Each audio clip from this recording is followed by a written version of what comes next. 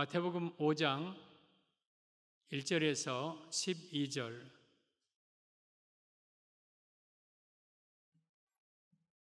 우리 한 목소리로 5장 1절 시작. 예수께서 무리를 보시고 산에 올라가 앉으시니 제자들이 나아온지라.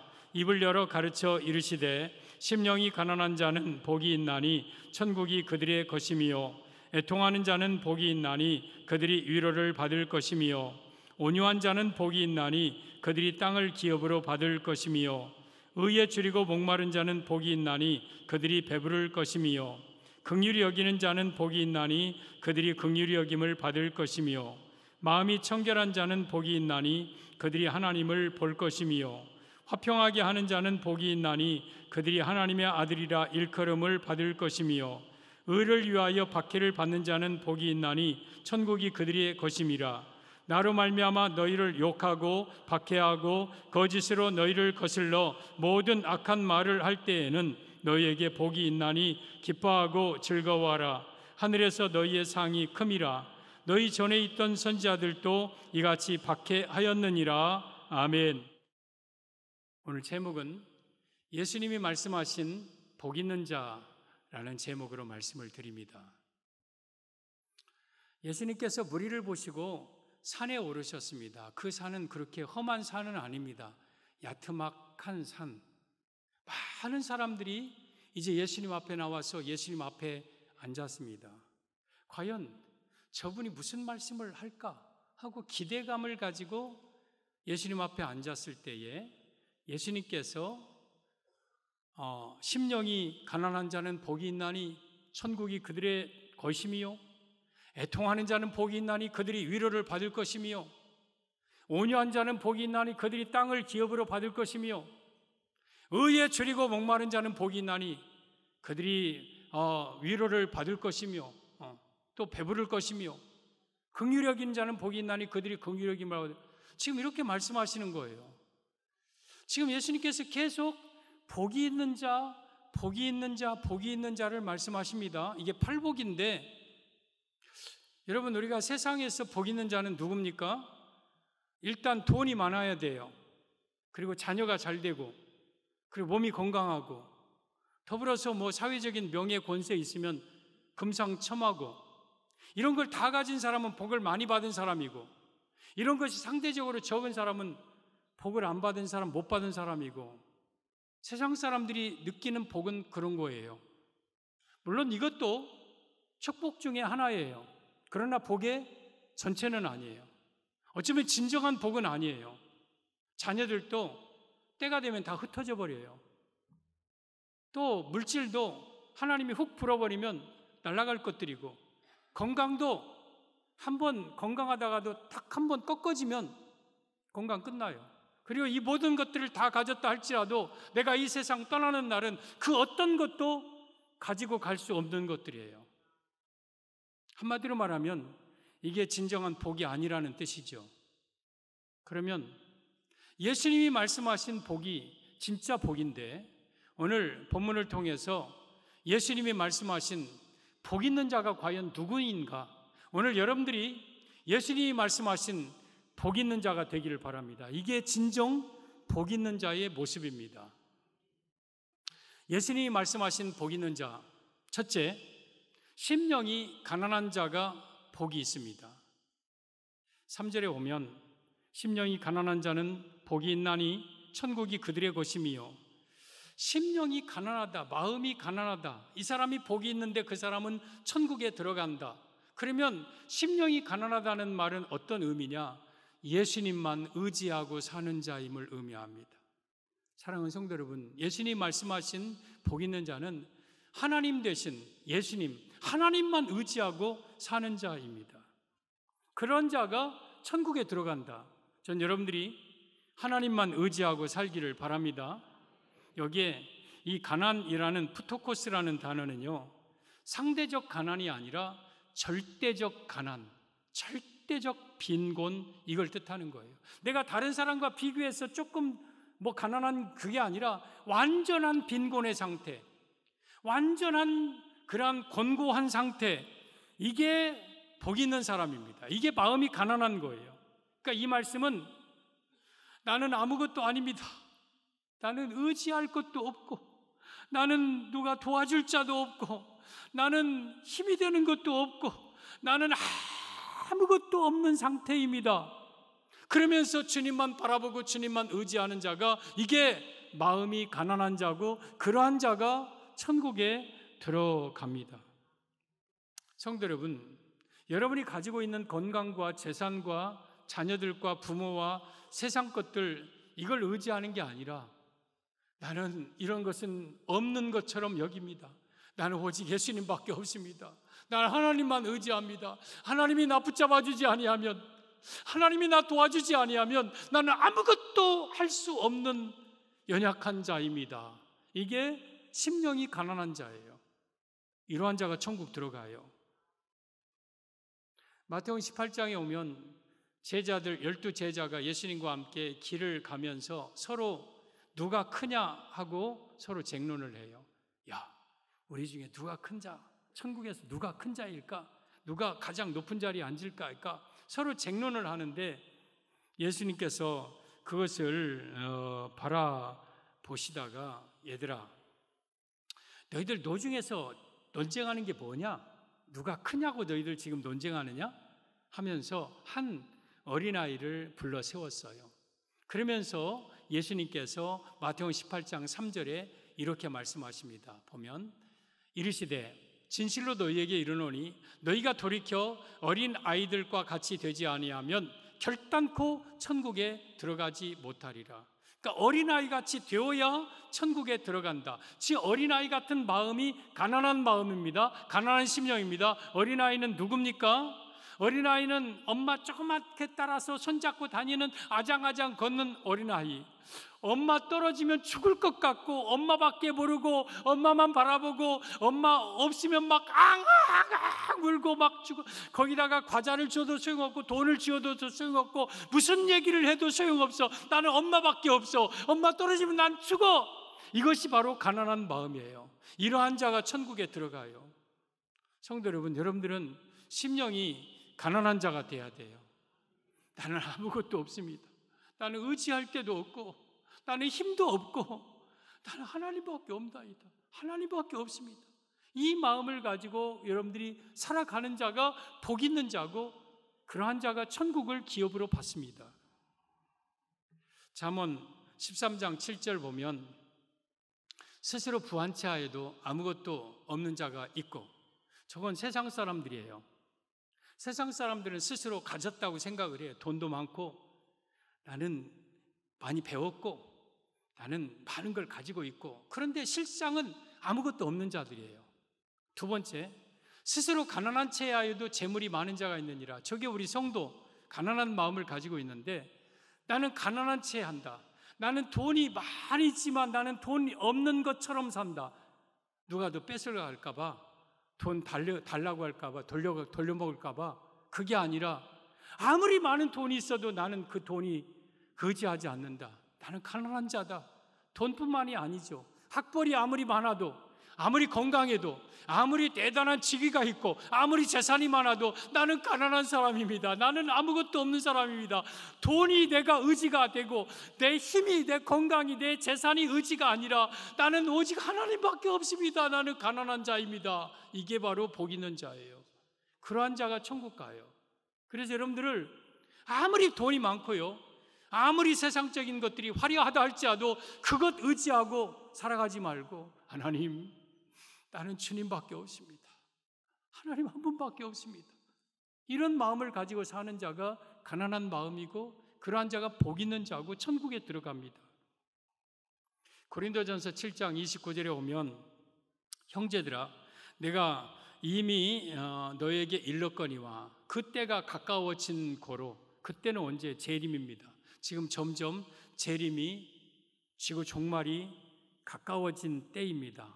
그러면서 그때가 가까워진 거로 이제부터는 안에 있는 자들은 안에 없는 자 같이 살고, 우는 자들은 울지 않는 자 같이 살고, 기쁜 자들은 기쁘지 않은 자 같이 살고, 매매하는 자들은 물건이 없는 것처럼 살고, 세상 물건을 쓰는 자들은 다 쓰지 못하는 자 같이 살아라. 이는 이 세상의 외형은 지나감이라. 여러분, 이제는 때가 단축해진 종말에 사는 우리 성도들은요, 이제는 아내 없는 자 같이 살아야 돼요. 아, 목사님 뭔 말을 저렇게 한다요? 내 아내하고 행복하게 살아야 되는데 내가 왜 아내 없는 자 같이 산다요? 여러분, 이 말은 아내를 사랑하지 말라는 뜻이 아니라 아내만 오직 사랑하고 아내만 의지하고 남편만 오직 사랑하고 남편만 오직 의지하고 그렇게 살지 말고 내가 남편이 있고 아내 있지만 마치 없는 것처럼 나는 하나님만 의지하고 살아라. 그리고 또한 우는 자들은 울지 않는 자 같이 살아라. 세상에서 사업이 망하고 세상에서 뭐가 안 되고 정말 애들이 잘 되지 않고 힘들고 정말 슬프고 힘들지만은 그것 때문에 너무 울지 말아라. 그거 세상 것들 아무것도 아니다. 또 웃는 자들은 웃지 않는 자 같이 살아라. 아, 나는 장사가 너무 잘 돼. 사업이 너무 잘 돼. 내 자녀들이 너무 잘 나가. 나는 아픈 데가 없어. 하는 일마다 잘 돼. 세상 것들 때문에 너무 웃지 말아라. 왜 이 세상 것들 다 지나가는 것들이다. 그리고 매매하는 자들, 내 창고에 내 재물, 물건을 가득가득 쌓아놓고 야, 나는 정말 재산이 많아. 그렇게 살지 말고 마치 아무것도 없는 것처럼 살아라.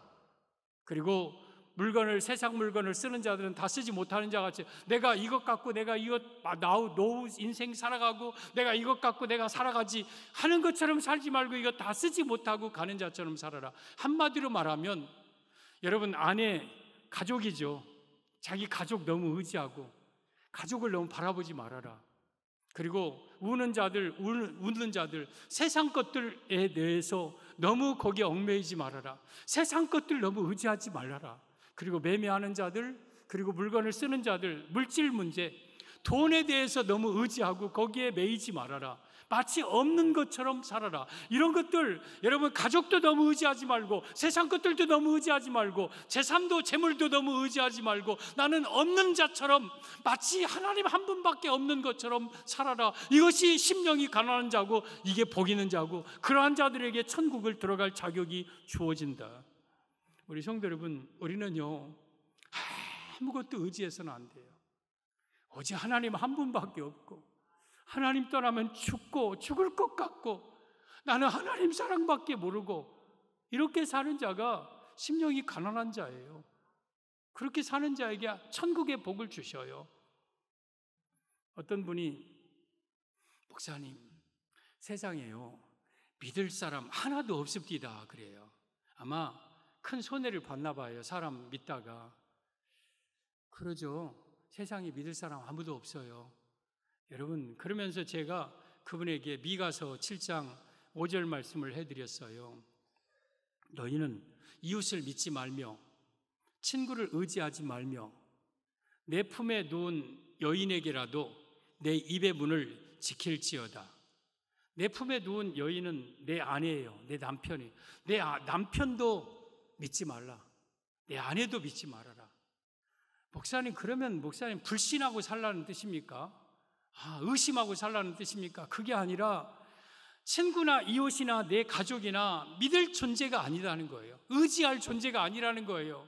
우리는 오직 하나님만 의지하고 우리 예수님만 바라보고 사는 자가 이게 복 있는 자라는 뜻이에요. 여러분이요, 지금까지 여러분들이 세상에 재물을 바라보고 살았거나 누구 사람을 바라보고 살았거나 세상에 어떤 것을 바라보고 살았다면 이제 시선을 우리 예수님께로 돌리세요. 오직 예수님만 바라보고 예수님만 의지하고 사는 자가 진정 마음이 가난한 자고 그게 복 있는 자예요. 그런 자가 천국에 들어가는 축복을 얻습니다. 그래서 예수님이 말씀하신 복 있는 자, 첫째, 심령이 가난한 자, 오직 하나님만 의지하고 사는 자, 이러한 자들이 되기를 바랍니다. 예수님이 말씀하신 복 있는 자, 둘째, 애통하는 자. 4절 보면 애통하는 자는 복이 있나니 그들이 위로를 받을 것이미요. 애통한다, 막 운다는 뜻이죠. 운다는 뜻이요. 그 우는 자가 복이 있나니 위로받는다. 그러면 이 애통이라는 단어, 저는 어쩔 수 없이 가난, 애통, 그리고 온유 이런 것을 더 본래의 뜻을 알기 위해서 제가 헬라어 원어를 이런 데는 볼 수밖에 없습니다. 애통이라는 단어가 물론 슬프다는 뜻인데 가장 많이 보편적으로 쓰여지는 뜻은 사랑하는 자가 죽었을 때 슬퍼하는 애통을 뜻한다 그랬어요. 여러분, 나의 사랑하는, 가장 사랑하는 내 자녀가 죽었어요. 내 딸이 죽고 내 아들이 죽었어요. 그때 부모의 마음이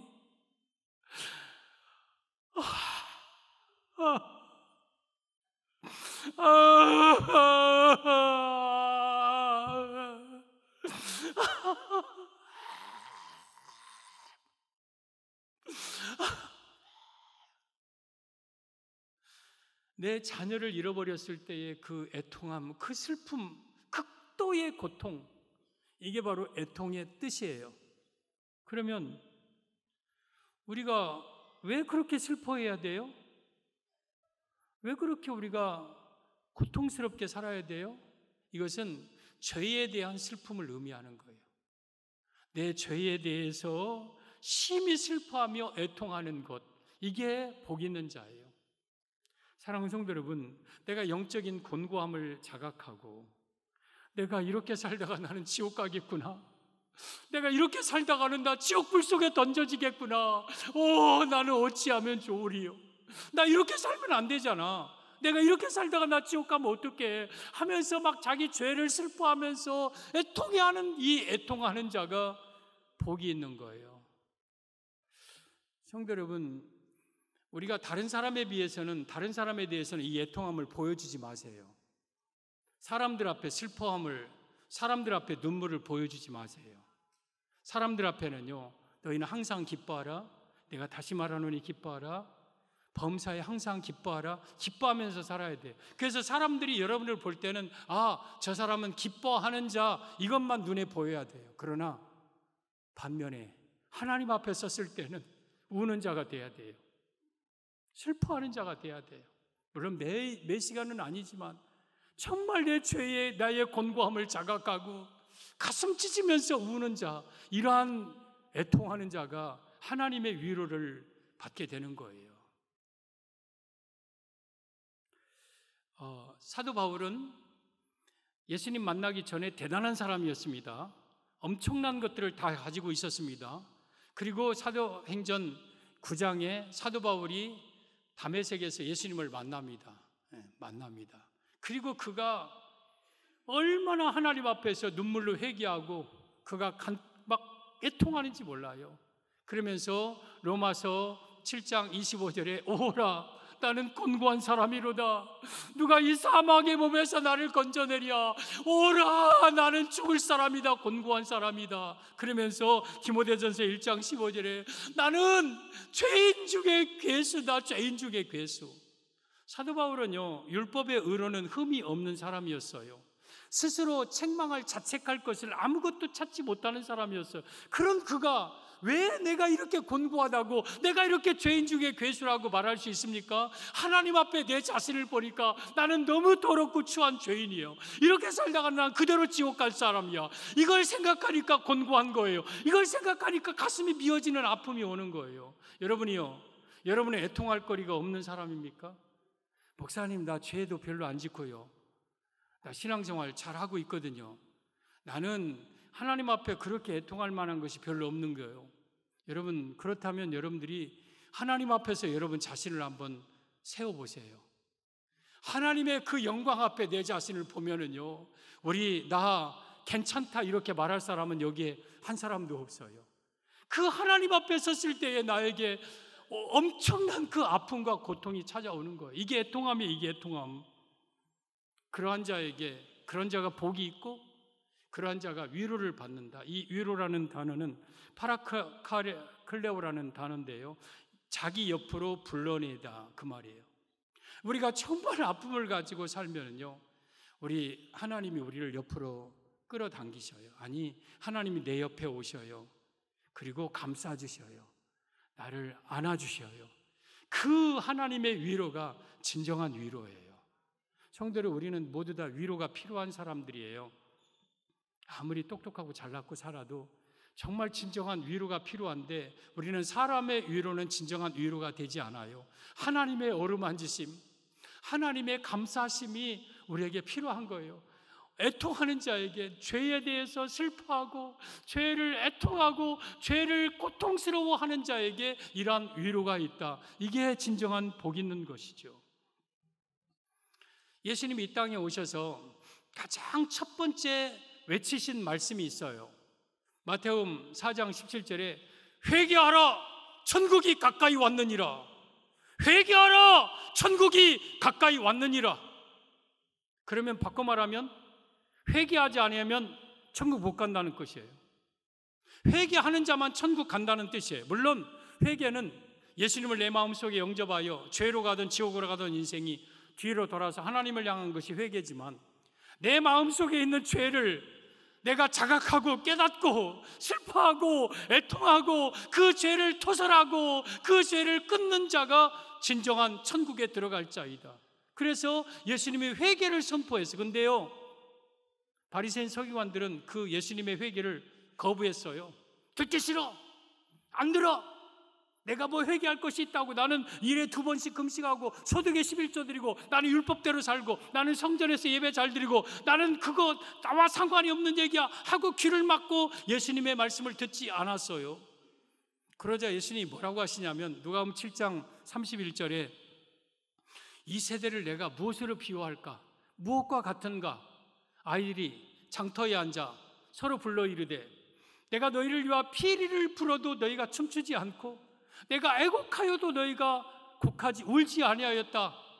여러분, 시장터에 애들이 앉아가지고 같이 한 애가 피리를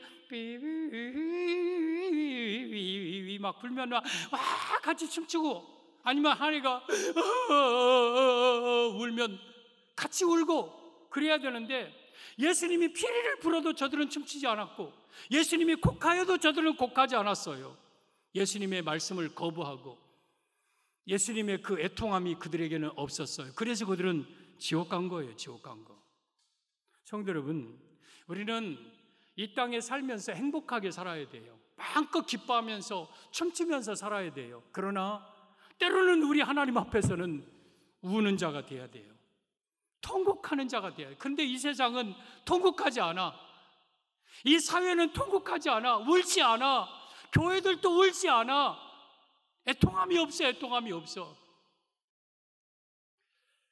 에스겔 9장에 보면 우리 성전으로부터 나오는 천사들이 나오는데, 그 중에 한 천사가 서기관의 옷을, 제사장의 옷을 입은 서기관의 먹그릇을 찬 그런 사람에게 우리 하나님이 말씀합니다. 에스겔 9장 4절입니다. 너는 예루살렘 거리로 순행하여 그 가운데 행하는 모든 가증한 일로 말미암아 탄식하며 우는 자들의 이마에 표를 그려라. 그러자 예, 그렇게 하겠습니다. 그리고 그 천사가 예루살렘 네거리로 다닙니다. 그러면서 희낙낙거리는 사람에게는 표를 그리지 않아요. 그러나 어느 곳에, 어느 집안에서, 어느 밀실에서 막 우는 자들이 있어요. 우는 자들이 있어요. 뭐 때문에? 가난해서 울고 아파서 우는 게 아니라 이 땅의 죄악을 바라보면서 마치 내가 지은 죄처럼 우는 자들이 있어요. 그러한 자들의 이마에 표를 그렸습니다. 그리고 하나님께 예, 다 그렸습니다. 그래, 그러면 너희 나머지 5 천사들, 살육 기계를 가진 자들, 이 예루살렘 다니면서 다 사람들을 다 쳐서 죽여라. 그러나 이마에 표 있는 자는 가까이 하지 마라. 내 성전부터 시작해라. 그러면서 그 5명의 천사가 칼을 가지고 사람들을 다 죽입니다.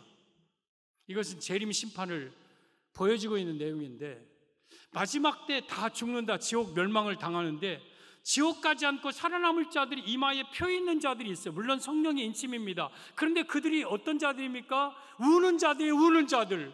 이 땅의 죄악을 바라보고 이 땅의 눈을 정말 죄 가운데 사는 바라보고 내 자신을 바라보고 우는 자들의 이마에 표를 그려 그들만 살아남는 거예요. 여러분, 우리는 그래서 통곡하는 자, 애통하는 자가 돼야 돼요. 아버지, 내가 이렇게 살다 나 지옥 가면 어떻게 합니까? 아버지요, 아버지 하면서 마치 내 아들이 죽었을 때에 슬퍼하는 것처럼, 내 사랑하는 아내가 죽었을 때 슬퍼하는 것처럼 우는 자들, 이게 애통하는 자들이고, 그러한 자가 복 있는 자고, 그러한 자에게는 하나님의 위로하심이 임한다. 우는 자들 되시기를 바랍니다. 애통하는 자들이 되시기를 바랍니다.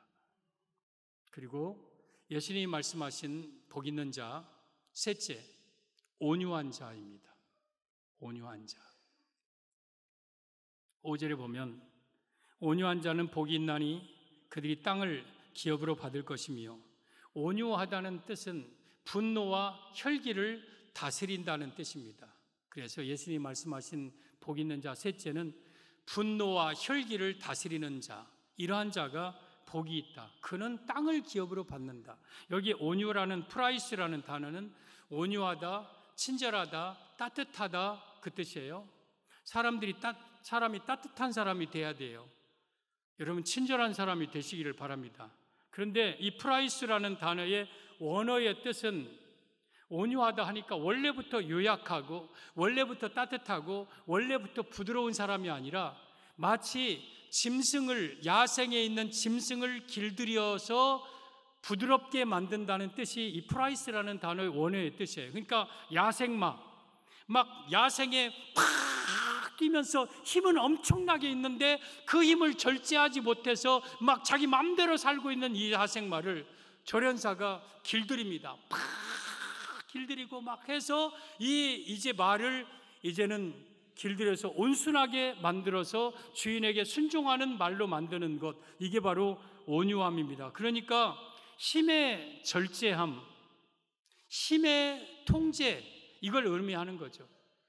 원래부터 사람은요, 온유한 사람은 한 사람도 없어요. 다 거칠고 사납고 난폭하고 욱하고 성질나 사납고 그런 사람이 있는데 예수님을 만나 우리가 그 힘을 통제하는 거죠. 힘을 절제하는 거죠. 이게 온유한 사람이에요. 그리고 그 사람에게는 땅을 기업으로 받는다. 이 땅의 원어는 이 지구를 가리켜요. 이 땅, 그러니까 물질. 3절에 심령이 가난한 자가 이미 천국에 받았으니까 이 땅은 새하늘과 새 땅을 가리키는 게 아니에요. 그러니까 온유하게 살면 이 땅의 물질의 축복, 이 땅의 복을 받는다. 온유한 자가. 그래서 여러분들은 온유한 자가 되어서 이 땅의 복을 받으시기를 바랍니다. 사람이 온유하게 되려면 교육으로 되는 거 아니에요. 내가 각오와 결단, 수양, 아니면 노력, 어떤 교육, 내가 이제 성질 안 부려야지. 내가 화 절대 안 내야. 내가 화를 내면 내가 손에 장을 찢어버려. 막 절대. 그러면서 여러분 화를 안 내려고 해요. 근데도 어느 순간 한번 속 한번 긁어놓으면 우악 하고 나와버려요. 속에 있는 더러운 것들 다 나와버려요. 이게 인간이에요. 근데 원래 하나님은 사람을 그렇게 만들지 않았거든요.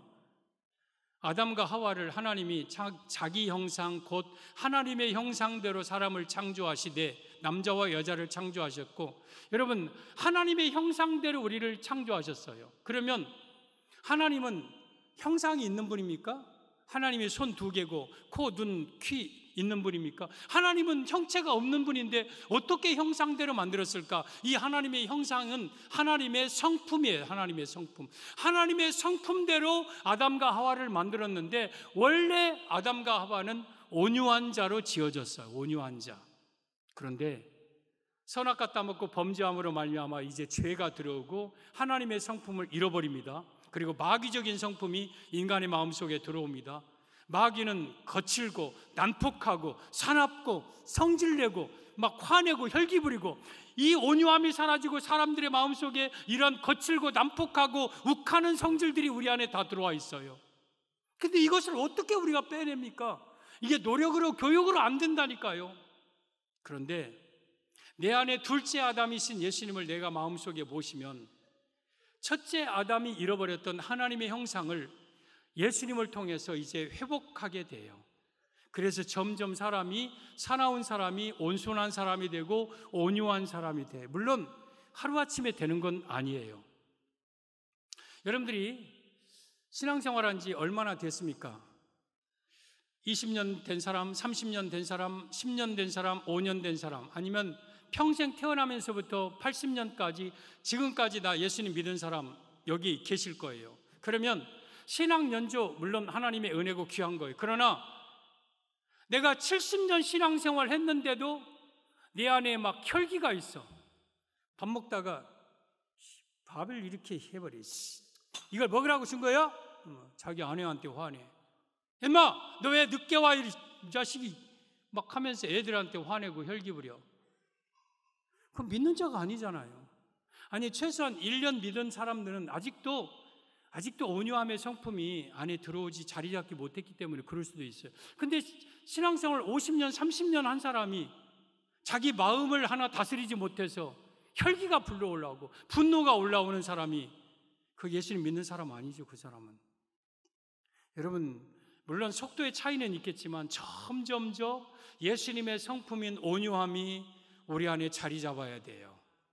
그래서 더 이상 이제는 화내고 싶어도 화가 안 내는 것, 혈기 부리고 싶어도 혈기가 안 나오고 큰 소리가 안 나오는 것, 이게 온유함이에요. 여러분, 예수님은 어떤 분입니까? 예수님의 성품은 어떤 분입니까? 많이 있죠. 그런데 마태복음 11장 28절에 수고하고 무거운 짐진 자들아 다 내게로 오라. 내가 너희를 쉬게 하리라. 나는 마음이 온유하고 겸손하니 나의 멍에를 메고 내게 배우라. 그러면 너희 마음이 쉼을 얻으리니 이는 내 짐은 쉽고 내 짐은 가벼움이라. 여러분, 예수님이 스스로를 가리켜서 가장 첫째 나는 온유하다고 그랬어요. 온유하다고. 그러니까 예수님은 온유하신 분이에요. 온유하신 분. 그 예수님이 내 안에 들어오면 나의 안에 있었던 혈기와 분노가 점점 사라지고 내가 온유한 사람이 되는 거예요. 여러분, 예수님이 이 땅에 오셔서 얼마나 많은 사람들이 예수님을 죽이려 했습니까? 예수님을 향하여서 핍박하고 예수님을 그렇게 죽이려 하고 예수님을 도전하고 십자가상에서 예수님 깨벗겨서 책찍질하고 십자가에 못 박고 그 밑에서 침 뱉으면서 네가 예수면 하나님의 아들이면 뛰어내려라. 너를 구원하지 못한 자가 너를 누가 구원하느냐. 뛰어내려라 뛰어내려라 하면서 돌을 던지고 침 뱉고 할 때에 예수님이 만약에 온유하신 분이 아니었다면 그래? 내가 예수다. 이놈들아 한번 맛을 봐라. 너희들 일제히 다 죽어버려라 하면 다 죽을 수 있는 거예요. 그리고 십자가에서 뛰어내릴 수 있는 능력이 있는 분이에요. 예수님은 능력이 없는 분이 아니에요. 만약에 그랬더라면 우리는 구원이 없어요. 그 엄청난 모욕을 당하면서도 예수님은 분노하지 않고 또한 혈기 부리지 않고 그 모든 것을 참으신 것은 예수님의 온유함 때문이었어요. 이것을 배우라고 그랬어요. 배우라. 나의 온유함을 배워라. 저는 여러분들이 온유한 자가 되십시오. 화내고 혈기 부리고 큰 소리 치고 이제는 그게 목사님 잘 안 돼요. 나 화내고 혈기 부린 지가 언제인지 잘 기억도 가물가물해요. 분명히 화날 상황이고 분명히 속에 욱하는 것이 올라와야 될 상황인데 예전에는 그랬는데 지금은 그게 잘 안 돼요. 이게 온유함이에요. 이게 프라이스. 우리 성도 여러분, 우리는 여러분 온유한 자가 돼야 돼요. 그래야 땅을 기업으로 받아요. 이 땅에서 하나님이 물질도 주시고 이 땅에 축복도 주셔요. 우리 모세 당시에 많은 사람이 있었는데 그 당시 가장 온유한 사람 한 사람을 꼽으라면 모세였어요. 모세. 민수기 12장 3절에 이 사람 모세는 지면에서 온유함이 가장 더하더라. 가장 뛰어난 온유함을 가지고 있는 사람이 모세였어요. 근데 모세가 원래부터 온유한 사람 아니었잖아요. 여러분, 우리가 잘 아시듯이 출애굽기 3장에 오면 모세가 바로의 아들로 살아가고 있을 때에 자기 백성들이 노역하는 현장에 갔더니 애굽의 집행관들, 애굽의 감독들이 자기 히브리 백성들을 함부로 하고 학대하고 때리자 속에 감정이 끌어올랐어요. 욱하는 마음이 들었어요. 좌우를 살펴서 주먹으로 그 애굽 사람 쳤어요. 근데 죽었어요. 그래서 모래에 숨겼어요. 사람이요, 다른 사람을 주먹으로 때린다는 것은요, 아무나 못 때리는 거예요. 온유한 사람은 다른 사람 못 때려요. 못 때리는 거 어떻게 내가 다른 사람을 주먹으로 칠 수 있습니까? 그런데 모세는 혈기가 있는 사람이었어요. 여러분, 아직 온유함이 그 안에 자리 잡지 아니한 사람. 그래서 사람을 쳐서 죽였어요. 그리고 그 일로 인해서 미디안으로 하나님이 보내셔서 40년 동안 전혀 전공과 관계없는 전혀 모든 것을 다 잃어버린 그야말로 실패자, 낙오자의 모습으로 40년 동안 다른 것도 배웠지만 모세의 혈기를 뺐어요. 모세 안에 있는 분노를 다 뺐어요.